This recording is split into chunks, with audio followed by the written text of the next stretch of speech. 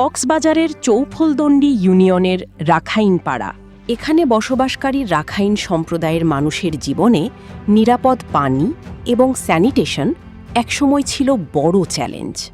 দীর্ঘদিন ধরে এই পাড়ার পরিবারগুলোকে বাইরের উৎস থেকে খাবার পানি সংগ্রহ করতে হতো।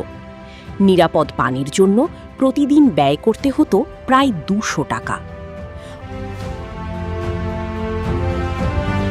নমস্কার, আমার নাম মাখিমা রাখাইন। এই যে আমাদের চৌফুলদণ্ডীর মধ্যম রাখাইন পাড়াতে পানি অনেক সমস্যা ছিল। অনেক গরমকালে পানি আসতো না, খাই ছিল আমাদের পাড়াতে, তখন দাঁড়িয়ে দাঁড়িয়ে সবের লাইন ধরে পানি নিতে হতো।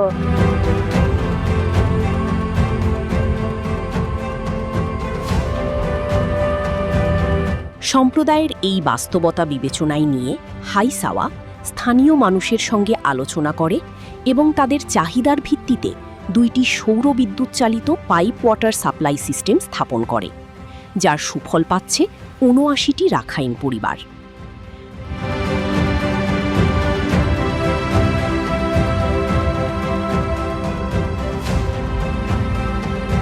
লাইনে পানি আসতেছে, তো আমরা পাড়ার জন্য অনেক সুবিধা হয়েছে। এখন অনেক ভালো, অনেক ধন্যবাদ পানির লাইন দেওয়ার জন্য।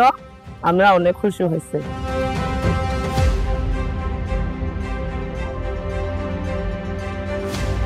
শুধু নিরাপদ পানিই নয়, উন্নত স্যানিটেশন সুবিধা নিশ্চিত করতে হাইসাওয়া রাখাইনপাড়ায় ৬টি উন্নত খানাভিত্তিক ল্যাট্রিন স্থাপন করেছে।